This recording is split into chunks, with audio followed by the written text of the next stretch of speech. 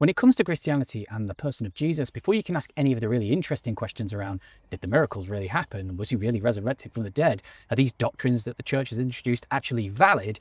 You get stuck at the door if you're unable to even get past the first question, which is, did this person really exist? And I say this because I know a lot of friends of mine, really intelligent people, really scrupulous, people who really look through the evidence and make their judgment based on that, who would say, well, of course, it's a load of nonsense, isn't it? He probably didn't even really exist. And so we really have to address that question before we can even move any further in terms of the conversation around Christianity. Because if there wasn't even really a man that existed, there wasn't really a Jesus of Nazareth, then why waste any time at all? Never mind the millennia that have been spent questioning and trying to understand his life. Now, let me be honest about where I stand and where this channel stands. I am not a Christian. I'm not practicing any particular religion. I struggle with some of the questions around the miracles, around the resurrection, around some of the stories that are in the Bible, around the inerrancy point, around the infallibility of, a scriptural text. However, when it comes to the question of the existence of Jesus, I'm in no doubt. In this video, I'm going to explain exactly why I think the existence of Jesus is a fact. This isn't a statement of faith, it isn't interpretation, it isn't belief, this is all checkable. And when you go and ask the people that study ancient history for a living, the answer to this question is embarrassingly one-sided.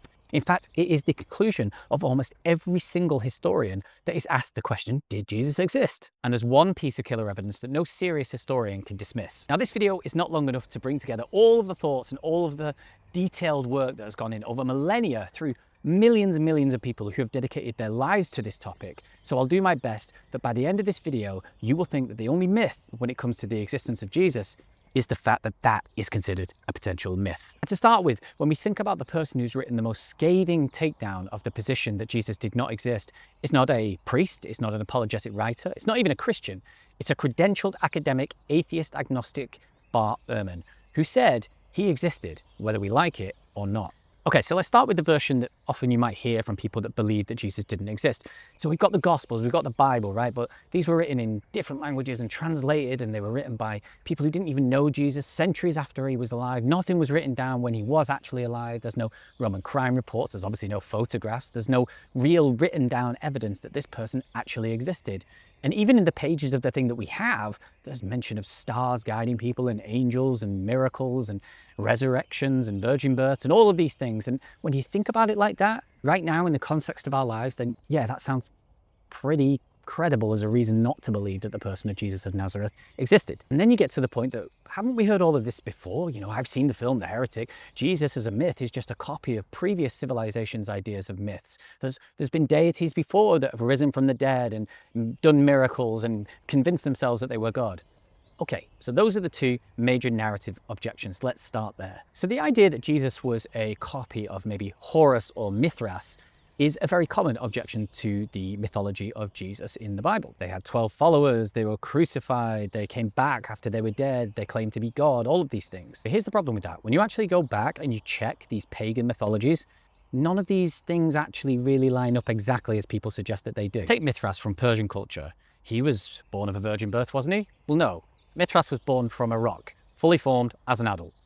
A rock, an actual piece of stone.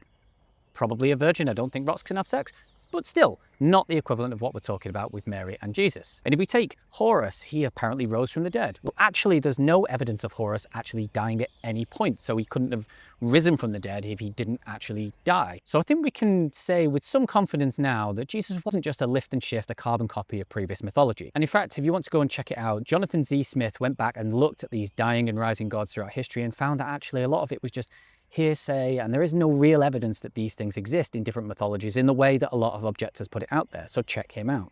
But let's get to his actual life, and let's go to that killer evidence that I suggested right up top. Let's start with a letter written by Paul to the Corinthians, and most historians will grant you that this letter was written by Paul, and it was written to the Corinthians, and it was written around 20 years after Jesus died, which in terms of ancient history is the blink of an eye. Here is the really astonishing bit. Halfway through this letter, Paul stops and he says, I'm going to pass on to you something that I received from someone else, something that he'd heard from other people.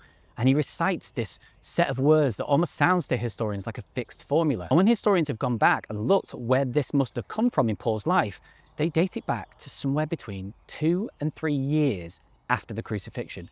Now, 2 to 3 years after the crucifixion, that is ridiculously close in terms of ancient history. And this is not just by Christian apologetic historians, this is by atheist professors and academics such as Gerd Ludemann. So some objectors will say that Christianity is just the byproduct of, the oral tradition over hundreds of years of myth being contorted with other myth and stories being misrepresented, and eventually we get what we understand to be the Jesus story.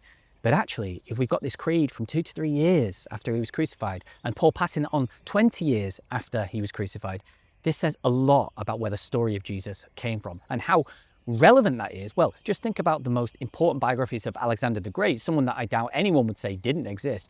The biographies of his life were written 300 to 400 years after he lived. Consider that, consider the difference, and then ask the question, can we take this seriously? There are indeed actual mythicists, people who do believe that Jesus is a myth, that still accept that this source comes from this time period after he may have lived. So even the most credulous and most doubtful and cynical, skeptical minds accept this piece of evidence as true. In another one of Paul's letters, he actually mentions that he was traveling around and he ended up meeting two people, Peter and James. Peter, you may have heard that name before in terms of the Bible, but also James, who was the brother of Jesus. Now, Paul didn't put this detail in here knowing that 2 millennia later we will be discussing this as a really important piece of evidence to suggest that Jesus did or did not exist. He mentions it in passing.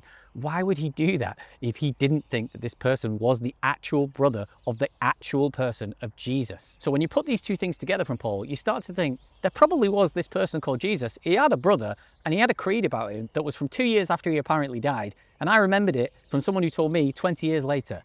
Think about that. Okay, but all right, maybe you're thinking, yeah, but Paul was a Christian, right? He's inside the club. He's saying these things because he wants us to believe it. I mean, he had no idea we'd be having this conversation, but he's saying these things because he wants people to believe that Jesus did exist. And more than that, he wants everyone to believe Jesus was Lord, was a deity, which we're not going to touch on in this video.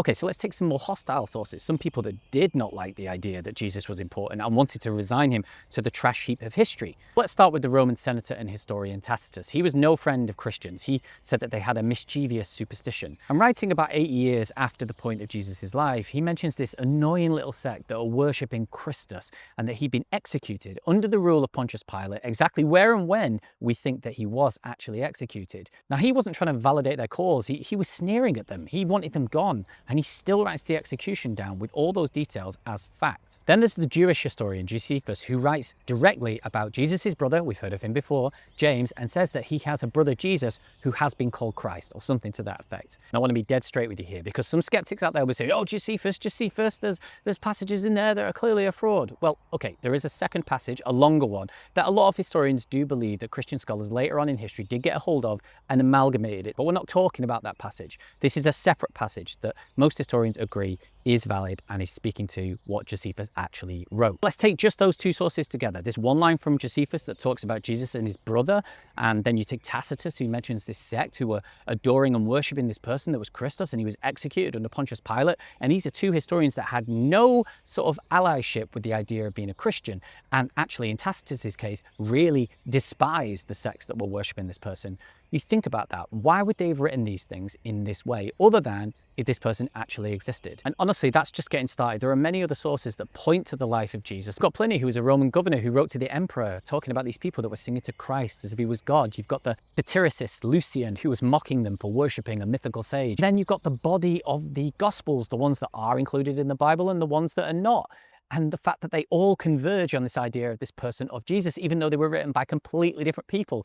And the fact that Peter and all of these other people in history that, may or may not have existed, but probably did, given all of that evidence, died for this person, if you take the historical account as true.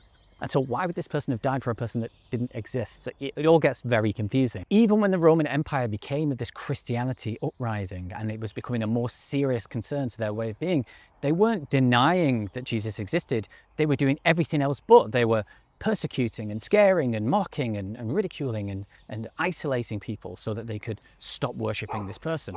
So it's not like one piece of evidence on its own, although the letters from Paul are very convincing to a lot of historians, actually just goes, right, that's it. We know that Jesus existed. But when you converge all of the things that I've just said, some coming from friendly, some coming from hostile sources, some coming from hundreds of years later, some coming from 2 to 3 years just after he died, some things are archaeological, some things are written down, some things are just traditions that we hear about through historical text.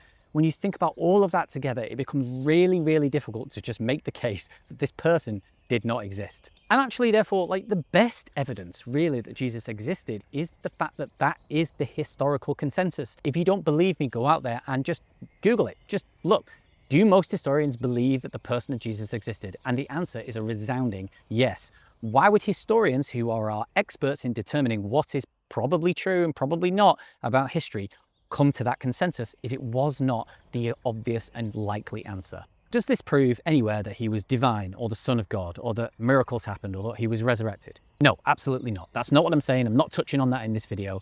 That is a claim of faith and belief in the religion of Christianity. I am talking about the historicity of the person of Jesus. All of those are different questions and different challenges for another day. You know, whether we can trust the Bible, what the Bible is actually telling us, what the religious traditions and the different formations over years and millennia actually tell us about what Jesus stood for in his life and whether or not the things that he did, as it's described in the Bible, actually happened. There was a man, a Jewish preacher, who was born and sort of lived in Galilee, and he was executed by Pontius Pilate, and there were books written about him, and there were traditions that followed his life and that praised him as the Christ. All of that is as close to historical fact as we can believe. I mean, we're all perfectly happy that Alexander the Great did exist and conquered many, many cities, and that Hannibal marched across the Alps on his elephants, and that, you know, Socrates drank the hemlock. And we've got much less evidence on some of these figures than we do for the person of Jesus. So if you're still sitting there going, no, he definitely didn't exist, he's a load of bloody nonsense, then I would wager that you're not demonstrating skepticism here, which is okay, it's healthy.